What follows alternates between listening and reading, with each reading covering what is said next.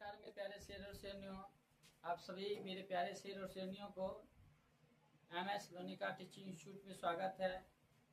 तो मैं आपको ज्योग्राफी 10th क्लास के लेके आया हूँ जो बहुत ही महत्वपूर्ण होने वाली है। तो आज हम लोग स्टार्ट करते हैं। देखिए, कहता है आज भारत में जल भंडारण हेतु जलस्रोत का निर्माण द्रुत गति से हो रहा है। ठीक है, द्रुत गति से हो रहा है।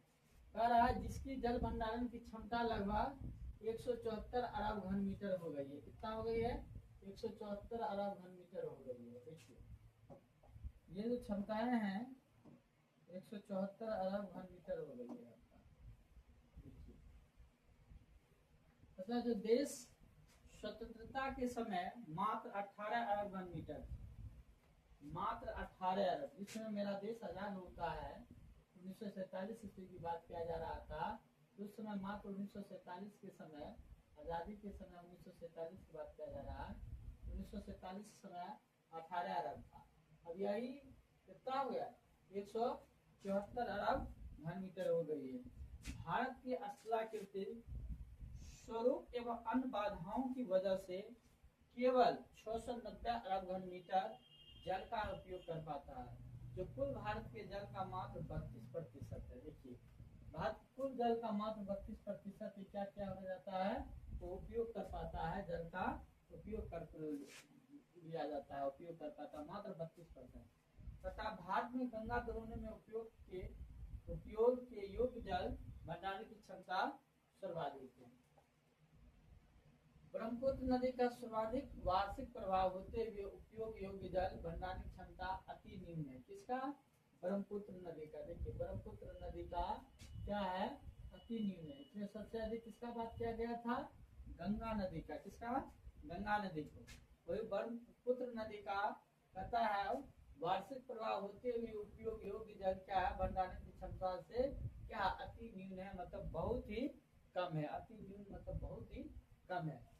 अगर उपयोग योग्य जल भंडारण की क्षमता को अनुपातिक दृष्टि से देखा जाए तो ताप्ती नदी का स्थान प्रथम है। देखिए, ताप्ती नदी का, यहाँ पर देखिए ताप्ती नदी का जो स्थान क्या है, वो स्थान प्रथम है। जल भंडारण की दृष्टि से क्षमता जो है वह, देखिए सबसे ज्यादा आपका ताप्ती नदी हो गया, उसके बाद क्या है? गंगा हो गया, उसके बाद सबसे निम्न क्या है?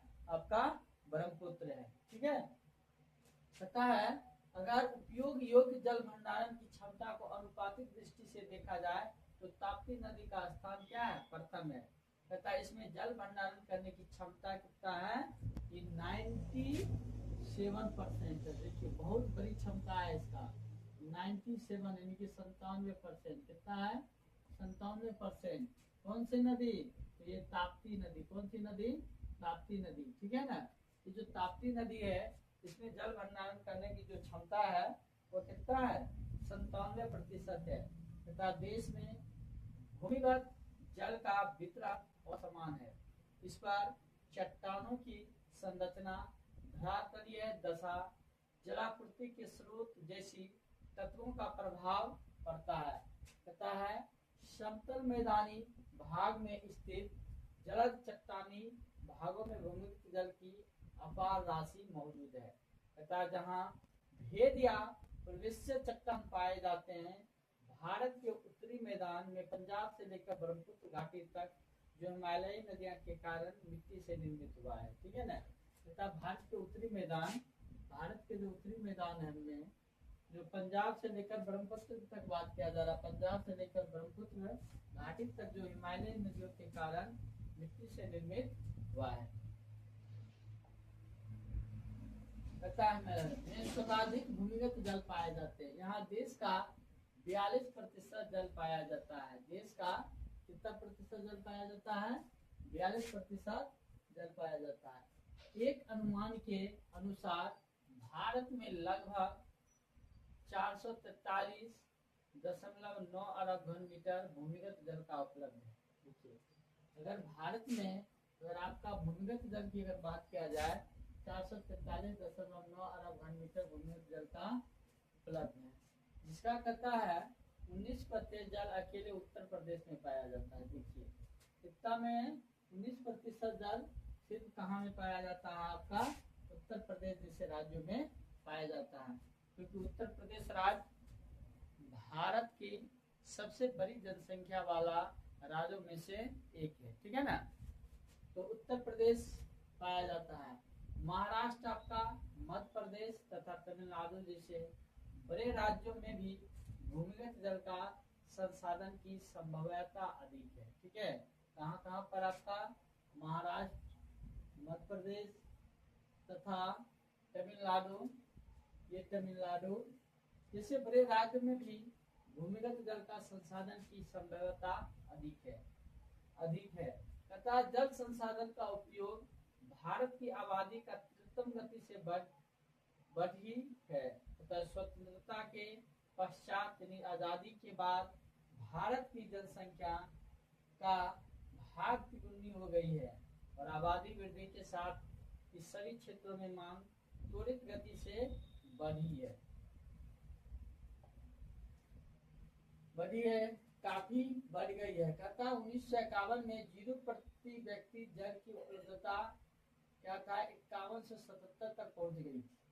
प्रति व्यक्ति जल की उपलब्धता 1342 घन मीटर प्रति व्यक्ति हो जाएगी, जो कच्ची समस्या के आगमन का संकेत प्रतीत होता है, जहां ऐसे संकटपन देशों को जल अपनाना पड़ेगा। जल का मानवीय जीवन में काफी उपयोगी है, मतलब जल जो है मानवीय जीवन में काफी उपयोगी है।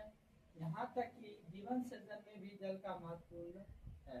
प्राणी एवं वनस्पतियों में भी अधिकांशतः भाग जल के ही होते हैं। इससे जल के महत्व को सहज ढंग से आंका जा सकता है। जल के उपयोग की सूची क्या है? लंबी है। जल के उपयोग की सूची क्या है? बहुत लंबी है। तथा पेयजल, घरेलू कार्य, सिंचाई और स्वास्थ्य, स्वच्छता तथा मलमूत्र विसर्जन इत्यादि कार्यों के लिए जल अपरिहार्य है। जल कहता है विद्युत निर्माण तथा परमाणु संयंत्र, शीतलन और मत्स्य पालन, जल कृषि, वानिकी, जल कोरा जैसे कार्यों को कल्पना बिना जल के नहीं की जा सकती है। भारत में कहता है जल उपयोग के बदलते स्वरूप को निम्नतम सारणी में देखा जा सकता है। इस प्रकार से आज की क्लास में हम लोग जो पढ़ाई किए हैं वो आपका भारत में जल से संबंधित है। भारत में किससे संबंधित है? जल से संबंधित है। और आजादी से लेकर अभी वर्तमान समय तक कहाँ पर कितना जल की संभावना का जानकारी मिलता है, ये चीज का जानकारी दिया गया है। तो जैसे आपको सबसे ज्यादा अगर हम अभी जल का भंडारण की क्षमता का बात किया जाए तो सबसे अधिक जल भंडारण की क्षमता कहाँ था? आपका ताप्ती नदी का था। ताप्ती नदी कहाँ में है? तो ताप्ती नदी कहाँ में है? आपका मध्य प्रदेश में है। और ये ताप्ती और नर्मदा जो नदी है ये अरब सागर में गिरती है और मध्य प्रदेश के राज्य में है। यहाँ पर जल भंडारण की क्षमता की बात किया जा रहा है तो 97% इसकी जल भंडारण की क्षमता है। उसके बाद ताप्ती के बाद गंगा आपका है और सबसे न्यून अगर जल भंडारण की क्षमता की बात किया जाए तो आपका ब्रह्मपुत्र नदी है। तो हम आज जो जानकारी दिए वो आपका था भारत में जल भंडारण से संबंधित क्षमताएं थी अपने अपने नदियों की। तो आज मेरे प्यारे और शेर और शेरनियों, अगर वाकई आपको ये क्लास बेहतर लगता है तो अपने प्यारे प्यारे दोस्तों को जोड़ने का काम कीजिए। बहुत जबरदस्त आने वाले समय के लिए क्लास होगी, क्योंकि बार बार कहा जा रहा है इसमें आपको क्या कि प्रीवियस ईयर का क्वेश्चन भी करवाया जाएगा, आपको मॉडल शीट करवाया जाएगा और बुक भी करवाया जाएगा। इसलिए इस चैनल पर कंटिन्यू आप लोग बने रहिए और कमेंट कीजिए क्लास आप लोगों को कैसा लगता है। प्रयास किया जाएगा आप लोगों को मार्गदर्शन थोड़ा अगर मिलता है या हम लोगों का आपके द्वारा मार्गदर्शन मिलता है तो दोनों टीचर और छात्र छात्राएं मिलजुल कर हम लोग आपको सफलता दिलाने का प्रयास करेंगे। जय हिंद मेरे प्यारे शेर और शेरनियों।